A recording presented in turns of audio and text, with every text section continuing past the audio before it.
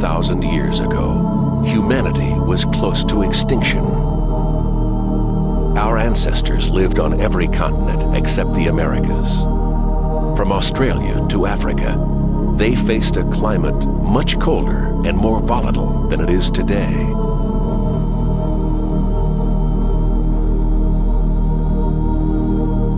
But it was in Europe that our forebears faced the worst living conditions.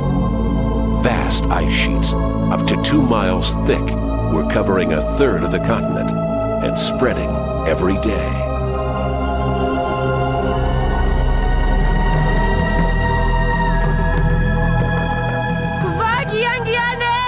It was the most extreme climate humans had ever endured.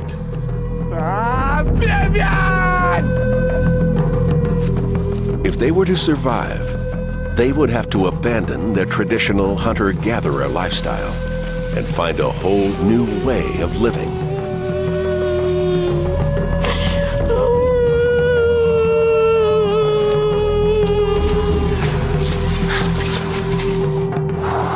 They were well equipped for the challenge.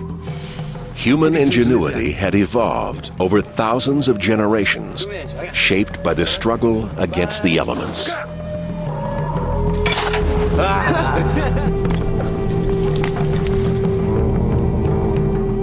Human beings are unique. We are so versatile that we can deal with almost any challenge. What allows us to do this? Well, it's the force of an evolutionary background of adapting to environmental change. I think we're learning more and more that the motor of evolution isn't competition and biology and ecology, which is what Darwin thought.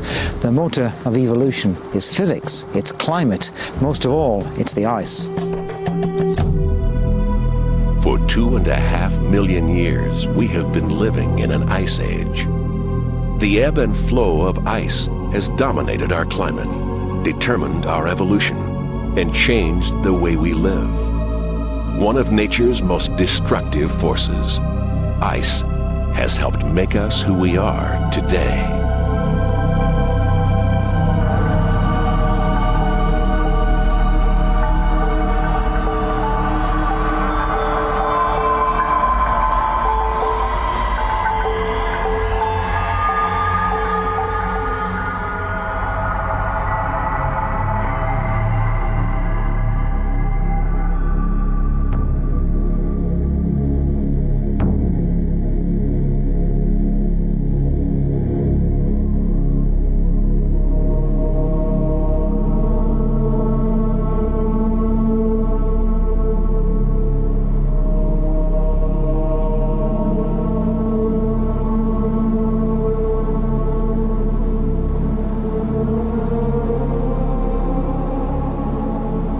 These hills were once the northern edge of the known world.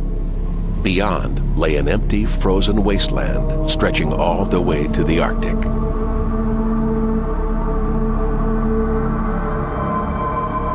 This was as close to the ice as people dared go.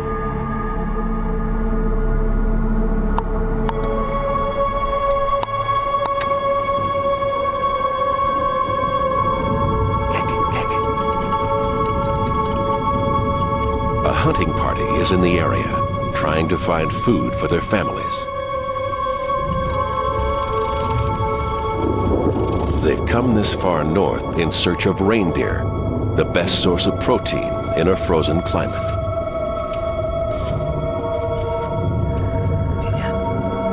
They've been successfully hunting in this territory for generations, but this year is different. The big herds haven't shown.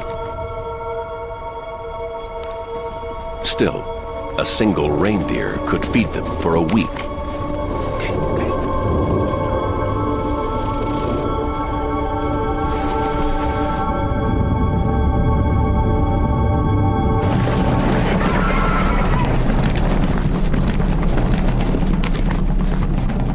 They don't understand why, but each year the weather's getting worse, and the search for food becomes more desperate. Givi! And the king had borrowed!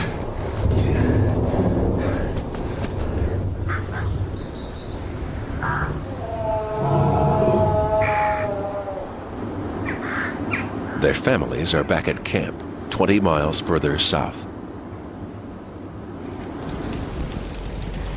In evolutionary terms, these are modern humans. They can make clothes and shelters tough enough to withstand glacial temperatures.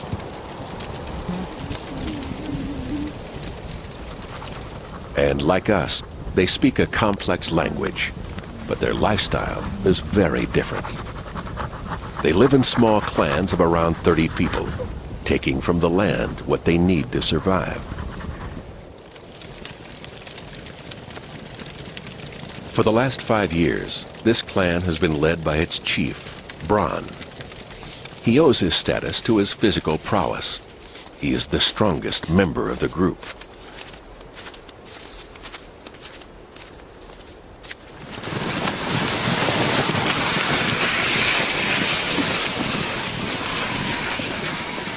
The hunters return, their sleds almost empty. It's only October, but it's already winter. Without reindeer meat, the clan will struggle to survive the months ahead.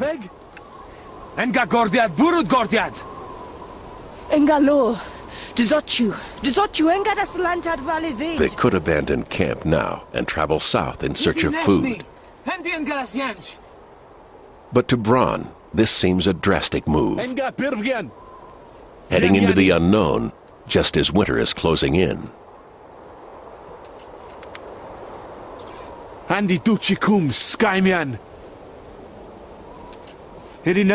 He decides they'll stay put and trust in the spirits to protect them.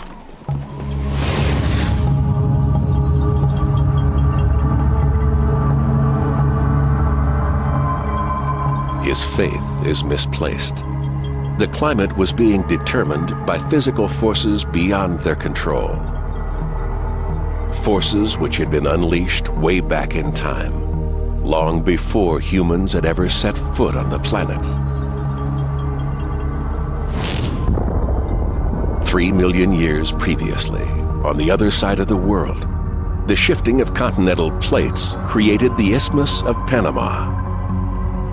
Ocean currents could no longer flow between the Atlantic and Pacific. Warm tropical water was diverted north.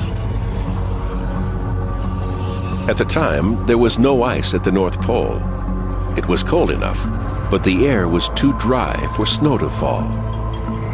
But when warm, wet air from the tropics reached the Arctic, clouds started to form. Snow fell, and an ice sheet began to grow.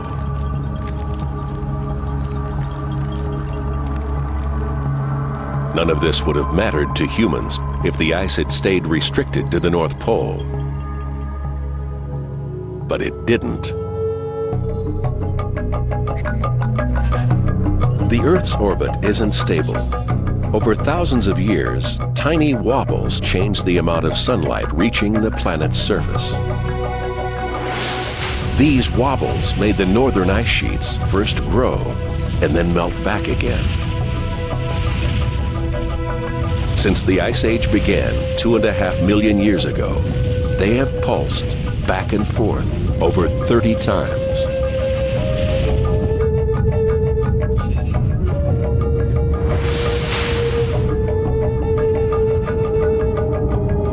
"24,000 years ago, the ice was advancing toward one of its high points, moving south into Europe at up to 60 feet a week.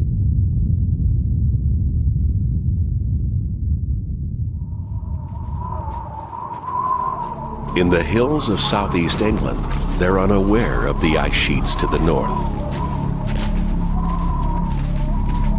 But as the temperature drops to 20 below, it becomes clear Bron's decision to stay was a mistake. When it's this cold, they should be eating 3,500 calories a day. They simply don't have the stockpiles of food.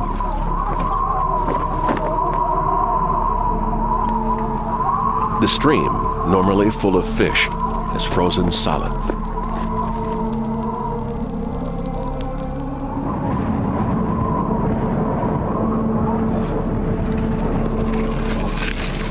They are so desperate that two men are sent out on a hunting mission in the middle of a snowstorm.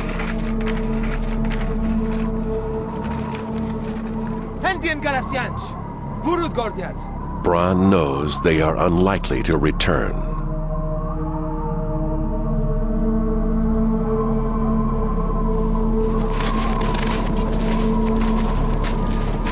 By January, frostbite and hypothermia are taking their toll. People are starting to die.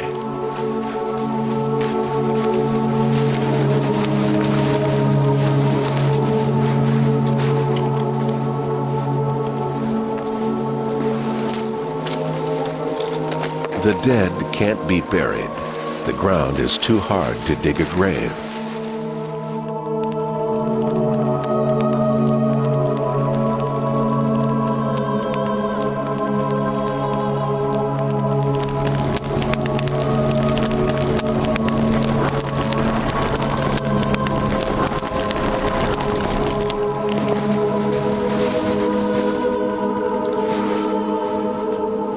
In February, the last of the children dies. His mother, Mara, can only grieve.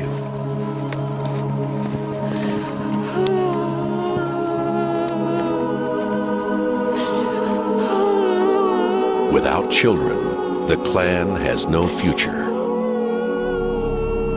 The people of Northern Europe are being wiped out by the climate.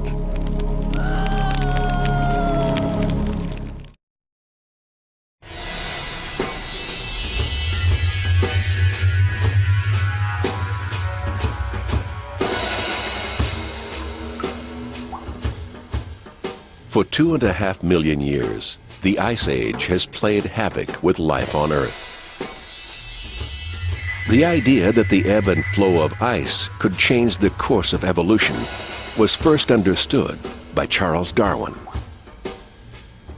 In 1831, he came to these caves and discovered something extraordinary.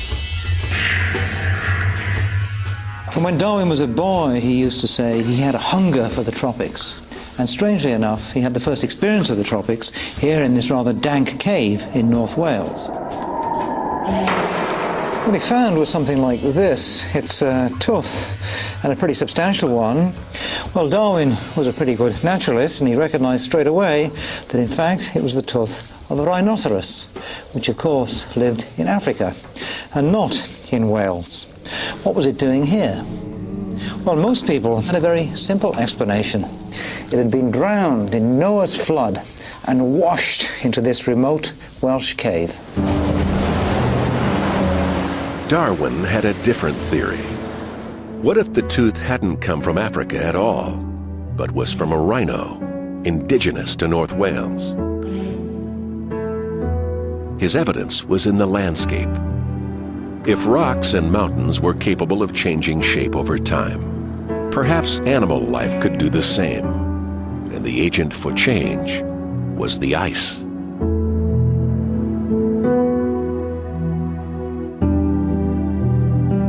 When Darwin came here to the heart of Snowdonia, he wrote in his diary that the clues about glaciation in this landscape were as clear as the ruins of a house consumed by fire.